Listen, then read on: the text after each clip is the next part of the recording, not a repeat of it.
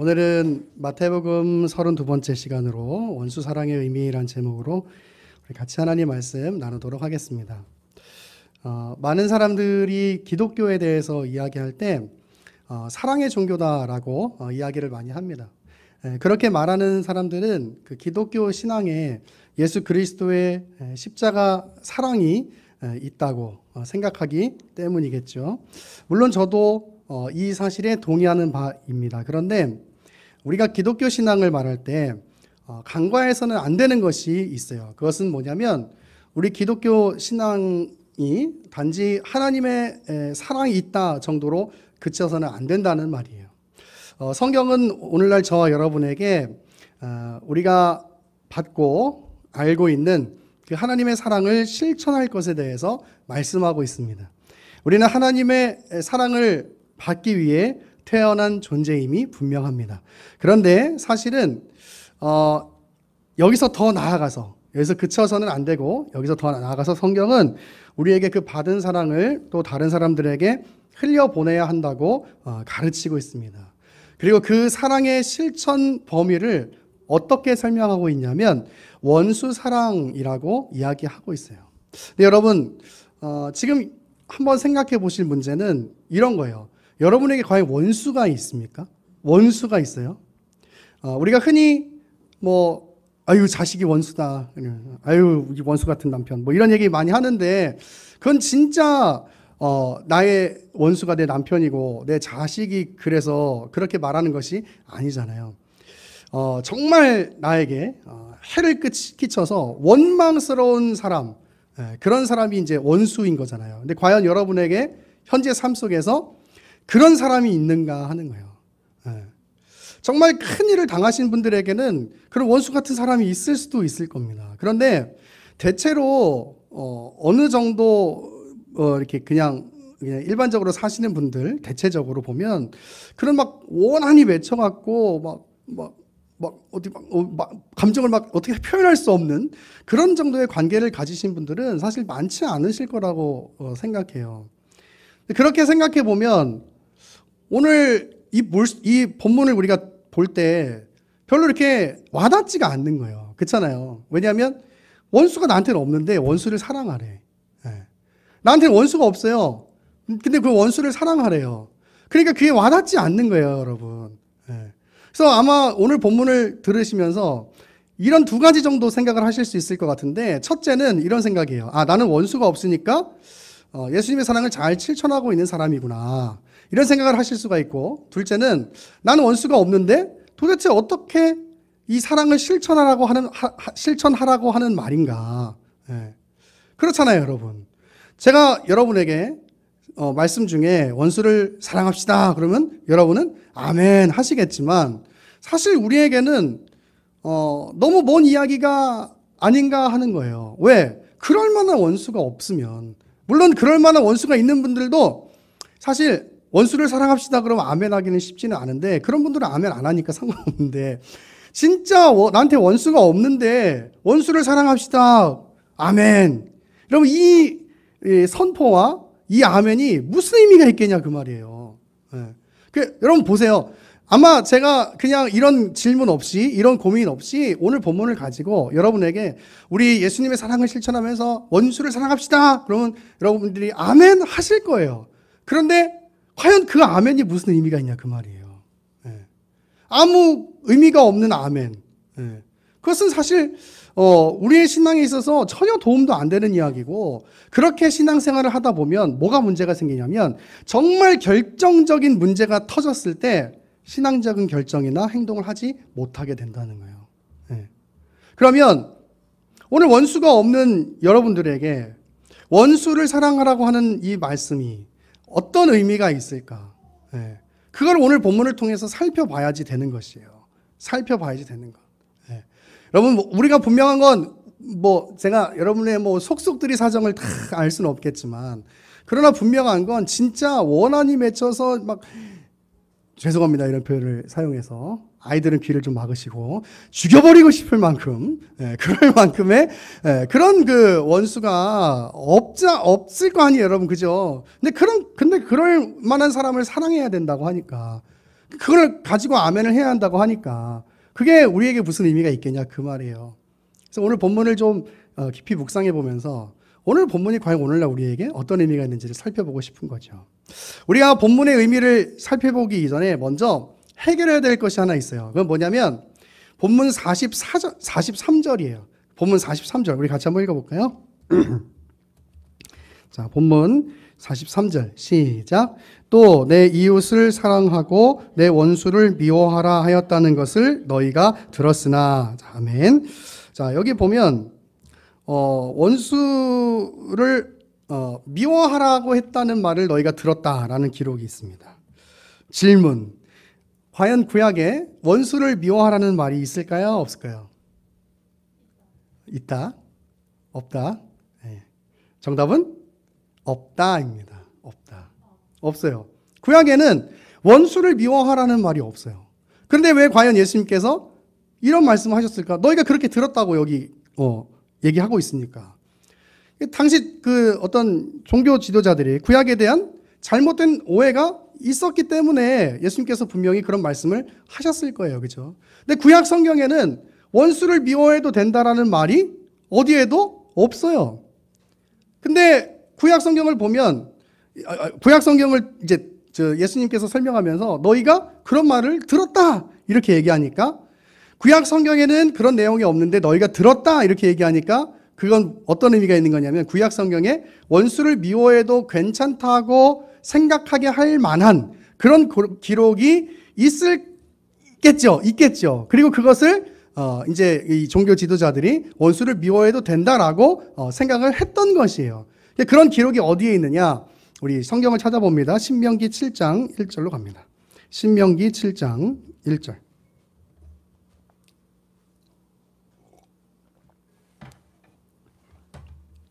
신명기 7장 1절.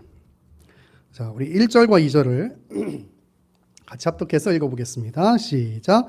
내 하나님 여호와께서 너를 인도하사 내가 가서 차지할 땅으로 들이시고 내 앞에서 여러 민족, 헷 족속과 기르가스 족속과 아모리 족속과 가나안 족속과 브리스 족속과 히위 족속과 여부스 족속 곧 너보다 많고 힘이 센 7 족속을 쫓아내실 때에 내 하나님 여호와께서 그들을 내게 넘겨 내게 치게 하리니 그때에 너는 그들을 진멸할 것이라.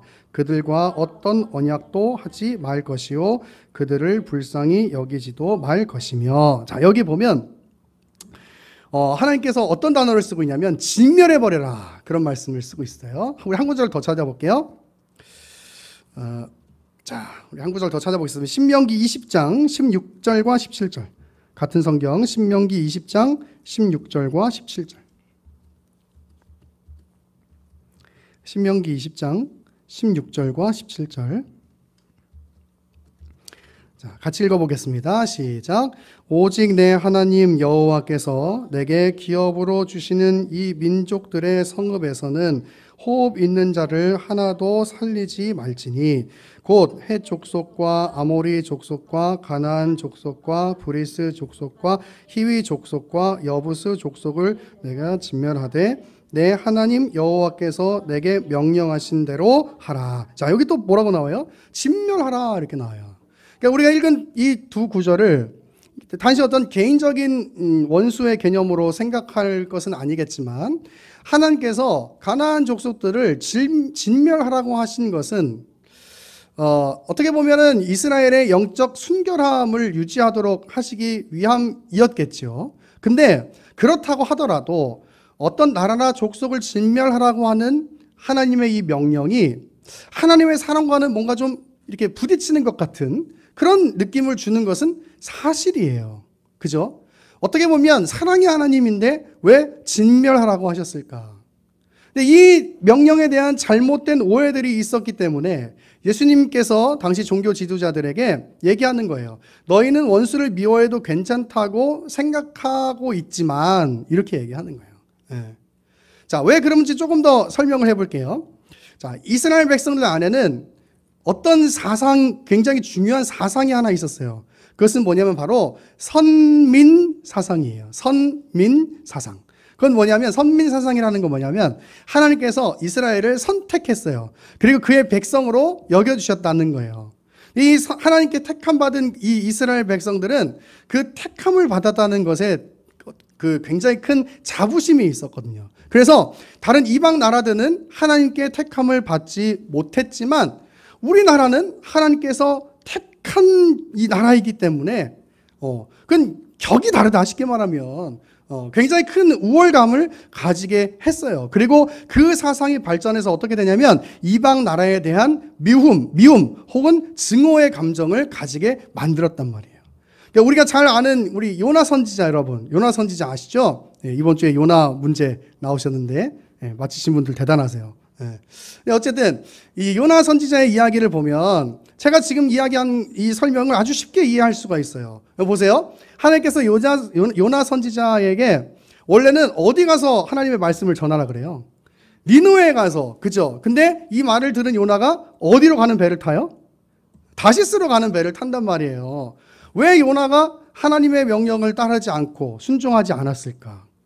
왜냐하면 다른 이방 나라는 하나님의 말씀을 들을 자격이 없다고 생각했기 때문이에요.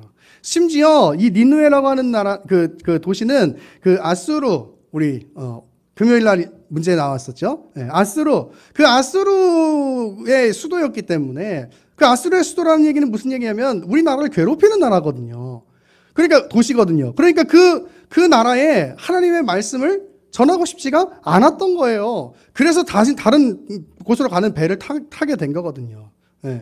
그 선민 사상, 그 하나님께서 우리 백성을 우리나라를 택해 주셨다고 하는 것. 그것 때문에 이스라엘 백성들은 다른 이방 나라들을 미워하고 증오하고 또 그런 나라들과는 우리는 달라 이렇게 생각하게 됐다는 것이에요. 그래서 우리가 이 원수에 관한 개념을 설명할 때 지금 이 사상들이 쭉 발전해서 결국 지금 예수님 당시의 종교 지도자들에게는 이런 마음이 있는 거예요. 이방 나라들, 하나님의 거룩을 이렇게 파괴하는, 우리를 거룩하게 만들지 못하는 것들, 그것들은 미워해도 된다. 근데 우리가 이 부분을 여러분 차분히 잘 생각해 보면요, 요나가 혹은 이스라엘 백성들이 그런 생각을 할 수도 있겠구나 하는 생각이 들기도 해요. 왜냐하면 우리가 이제 앞에서 살펴본 신명기 말씀 보면 막 그러잖아요. 하나님이 다 진멸해 버려라. 물론 그것은 이스라엘 백성의 거룩을 유지하게 하시는 하나님의 어떤 뜻이었겠지만은 그러나 그 말을 계속 이렇게 생각해 보면 이스라엘 백성들에게 있어서는 가장 중요한 것이 뭐예요? 그들에게 있어서 가장 중요한 것은 하나님과의 관계를 유지하는 것이잖아요. 즉 거룩함을 유지하는 것이잖아요. 그게 가장 중요한 명령이잖아요. 그래서 이스라엘 사람들은 이방 나라 사람들과 절대 어떤 결혼도 하지도 않았고 어떤 교류도 하지도 않았단 말이에요. 그리고 그 사상이 발전하고 발전해서 성과 속에 구분이 생기게 되는 거예요. 즉 나의 거룩의 유지를 위해서 어떤 수단이라도 사용해도 괜찮다라는 식의 사고를 하게 된 것이고, 그리고 그것이 결국 이방 나라에 대한 미움, 증오, 그것이 만들어지고 만 것이죠. 하지만 하나님께서 거룩을 지켜가라고 하신 그 명령을 주신 그 이유는 다른 나라 사람들을 미워해도 괜찮다라고 하신 내용이 아니잖아요. 그런데 이스라엘 사람들은 그런 오해 가운데 자신들의 어떤 안락함과 또 욕망을 채워가는데 그 이방 나라들을 미워하는 것이 하나님의 명령이라고 확신을 가지게 되면서 그렇게 사상이 발전하고, 그렇게 오늘 예수님의 당시 종교 지도자들도 그렇게 생각을 하게 됐다 그 말이에요. 여러분 우리 사실 그렇잖아요. 우리도 영적인 공감이 있는 사람들과 교제하는 게 사실 편하잖아요. 훨씬 편하잖아요. 그죠? 그런데 그렇다고 해서 예수 그리스도를 모르는 사람들을 미워해도 되는 건 아니잖아요. 근데 그들은 그렇게 생각하고 있었단 말이에요. 영적 순결성을 유지하라고 하신 그 하나님의 명령을 잘못 오해해서 원수를 미워해도 괜찮다라고 오해를 하고 있었단 말이에요. 그리고 그 사상이 이제 계속적으로 발전해서 이제 여기까지 오게 된 것이고, 그래서 예수님께서 너희는 원수를 미워해도 된다라는 말을 들었지만 이란 말을 하시게 된 거예요. 이해가 되시죠? 자, 이제 우리가 43절이 해결됐어요. 그러면 과연 원수를 사랑한다는 것이 어떤 의미인지에 대해서 한번 여러분 생각을 해볼 필요가 있는 것이에요. 우리가 이 부분을 이해하기 위해서 성경을 한 구절 찾아보기를 또 원하는데요. 누가복음 10장으로 한번 가봅시다. 누가복음 10장에 가면 우리가 너무나 잘 알고 있는 선한 사마리아인의 비유가 나와요. 우리 한번 누가복음 10장을 한번 살펴볼게요. 누가복음 10장 25절로 갑니다. 누가복음 10장 25절.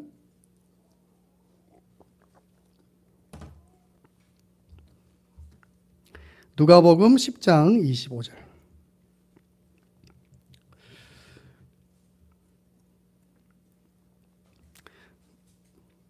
자, 제가 읽다가 같이 읽자고 하는 부분은 같이 읽으세요. 자, 제가 먼저 볼게요. 어떤 율법 교사가 일어나 예수를 시험하여 이르되 선생님, 내가 무엇을 하여야 영생을 얻으리이까? 예수께서 이르시되 율법에 무엇이라고 기록되었으며 내가 어떻게 읽느냐? 대답하여 이르되 내 마음을 다하며 목숨을 다하며 힘을 다하며 뜻을 다하여 주 너의 하나님을 사랑하라고 또한 내 이웃을 내 자신같이 사랑하라 하였나이다. 예수께서 이르시되 내 대답이 옳도다. 이를 행하라. 그러면 살리라 하시니 같이요. 그 사람이 자기를 옳게 보이려고 예수께 여짜오되 그러면 내 이웃이 누구이니까? 또 저 혼자. 예수께서 대답하여 이르시되 어떤 사람이 예루살렘에서 여리고로 내려가다가 강도를 만나매 강도들이 그 옷을 벗기고 때려 거의 죽은 것을 버리고 갔더라.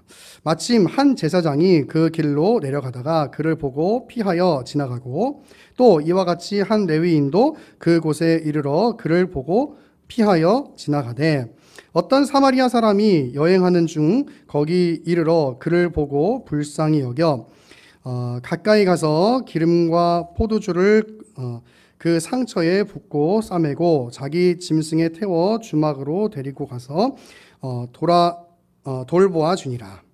그 이튿날 그가 주막 주인에게 데나리온 둘을 내어주며 이르되 이 사람을 돌보아 주라. 비용이 더 들면 내가 돌아올 때에 갚으리라 하였으니 자 같이요. 시작. 내 생각에는 이 세 사람 중에 누가 강도 만난 자의 이웃이 되겠느냐? 이르되 자비를 베푼 자니이다. 예수께서 이르시되 가서 너도 이와 같이 하라 하시니라. 아멘.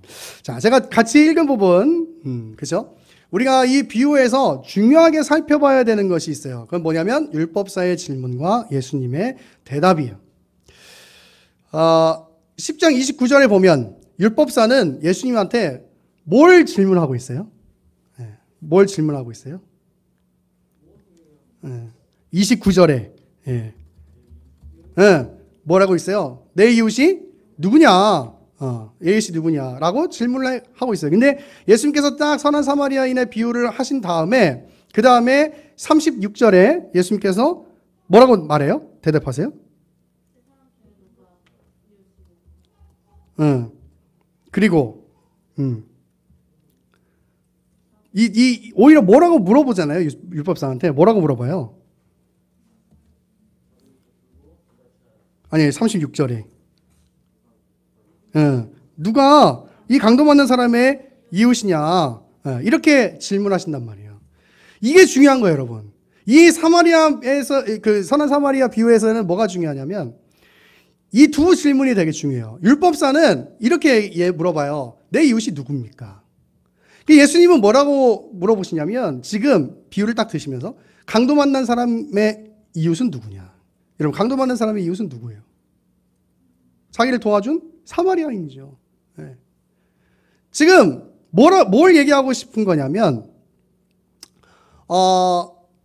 이 율법사는 내가 이웃을 사랑할 텐데 내가 그 사랑할 수 있는 그 이웃의 범위가 누구입니까? 이렇게 물어보는 거예요. 근데 예수님은 그게 아니고 사랑을 받은 쪽에서 그것을 사랑이라고 느끼면 그러면 그것이 너의 이웃, 그 사람이 너의 이웃이야. 이렇게 얘기하는 거예요. 여러분 이해가 되세요? 이해가 되세요? 다시 한번 볼게요. 다시 한번 설명해 볼게요. 율법사는 내가 사랑할 수 있는 범위에 관해서 물어보고 있는 거예요. 예수님, 내가 우리 가족까지 사랑하면 됩니까? 예수님, 아니면 내가 우리 교회에 있는 사람들만 사랑하면 됩니까? 예수님, 아니면 내가 우리 직장에 있는 사람들까지, 거기까지 사랑하면 됩니까? 네, 예수님은 그렇게 얘기하는 게 아니고, 어떤 범위가 있는 게 아니고, 네가 상대가 너에게 사랑을 받았다고 느낄 수 있는 사람을 사랑하는 거예요. 그게 율법에서 가르치는 사랑이야, 이렇게 얘기하는 거예요. 여러분 이해가 되세요? 이해가 되세요? 대체로 우리는 어쩌면 이 율법사와 같은 사랑을 가지고 있을지도 모르겠어요. 내가 사랑할 수 있는 대상을 딱 정해놓고 사랑을 실천하려고 하는 거예요. 그런 식으로 사랑하려고 하는 거예요. 하지만 예수님께서는 뭐라고 말씀하시냐면 그건 사람의 참된 실천이 아니고 어떤 대상과 상관없이 사랑이 필요한 자에게, 도움이 필요한 자에게 너의 사랑을 실천하는 것, 그것이 바로 성경에서 말하는 이웃 사랑이야 라고 이야기하는 거예요. 그러면서 예수님께서 뭘 말씀하시냐면 45절을 말씀하세요. 오늘 본문 45절.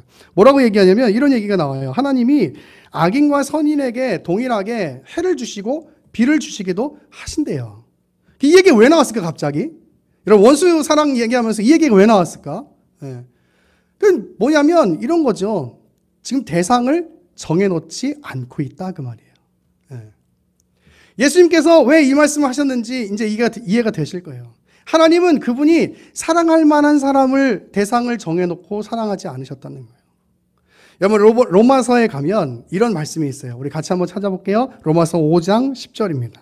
로마서 5장 10절.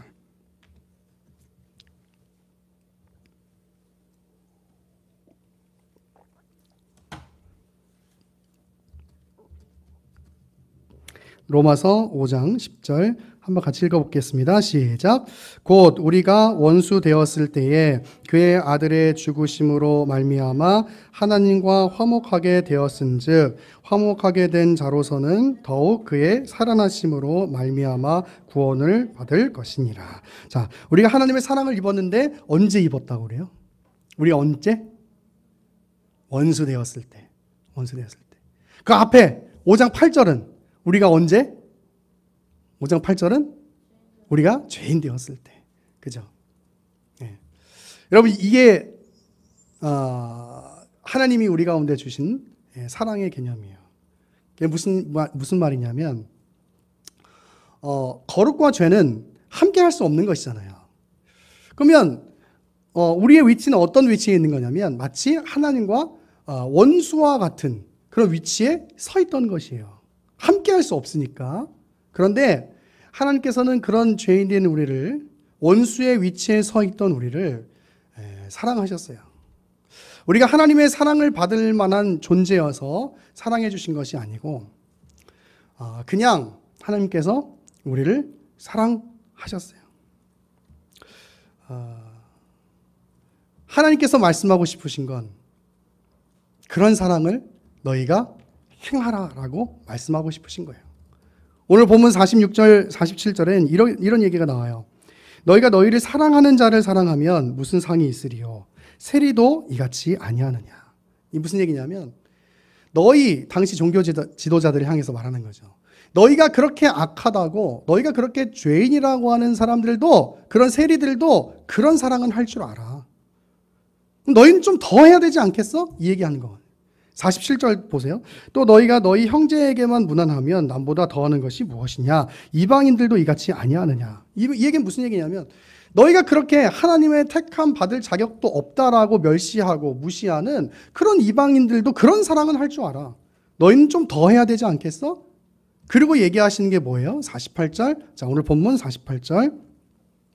그러므로 하늘에 계신 너희 아버지의 온전하심과 같이 너희도 온전하라. 어떤 사랑을 하라는 거예요? 너희가 사랑할 수 있는 사람을 사랑하지 말고 사랑이 필요한 자를 사랑해야 된다고 그렇게 얘기하는 거예요. 우리는 이런 생각할 수가 있어요. 하나님, 내가 왜 그렇게까지 살아야 되는데요? 난 너무 손해보고 너무 억울한 일 아니에요? 내가 그렇게까지 왜 살아야 되는데요? 근데 하나님의 사랑을 아는 사람은 그렇게 얘기하지 않아요. 왜요? 우리가 그런 사랑을 이미 입었기 때문이에요. 이미 받았기 때문이에요. 왜? 우리가 아까 로마서 5장 10절에 뭐라고 얘기해요? 하나님이 우리가 원수의 위치에 있을 때 그때 하나님께서 우리를 사랑해 주셨다고 이야기합니다. 내가 사랑받을 자격이 있어서 사랑받는 게 아니고 하나님께서 사랑받을 사람만 딱 사랑하는 그런 사랑이 아니고 그냥 내가 원수의 위치에 있을 때 사랑해 주셨다고 말씀하시는 거예요. 여러분, 그 사랑을 이미 입었는데 그 사랑을 다른 사람에게 실천하려고 하는 그 마음을 갖는 것이 그렇게 억울한 일일까요? 그렇게 억울한 일일까요? 아니에요. 우리는 그 사랑을 입은 사람으로서 먼저 감사하고 감격하면서 그렇게 살아가기 때문에 그것이 억울하지 않고 오히려 우리 마음에 어떤 마음이 있냐면 내가 그 사랑을 실천해야지. 여러분, 예수님의 십자가 사랑이 어떤 사랑입니까? 예수님의 십자가 사랑은 대상을 정해놓고 한 사랑이 아니었어요. 대상을 정해놓고 한 사랑이 아니었어요. 그 십자가의 사랑 때문에 그 범위가 정해져 있지 않은 그 사랑 때문에 지금 저와 여러분이 이 자리 가운데서 예배할 수 있는 것이에요. 여러분, 그 사랑을 이미 받으신 분이 바로 저와 여러분이다 그 말이에요. 그리고 성경은 이야기해요. 그 사랑을 다른 사람들에게 흘려보내라. 그런 사랑을 실천하는 우리 의회나무교회 성도들 될 수 있기를 바랍니다. 말씀을 정리하겠습니다. 여러분, 원수를 사랑한다는 개념은 어떤 것일까? 단지 문자 그대로 나에게 원한을 주는 사람, 그 사람을 억지로 사랑하고 기도하라는 것, 그것이 성경이 말하는 원수 사랑은 아닌 것이에요.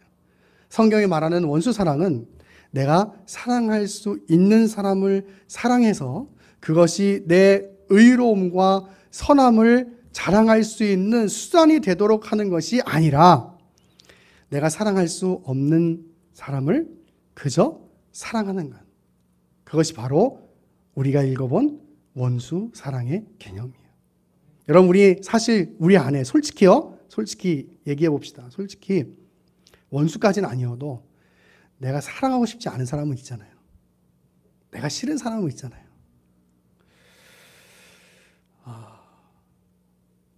그런 사람을 사랑하는 것, 여러분, 그것이 하나님께서 저와 여러분에게 요구하시는 사랑이에요.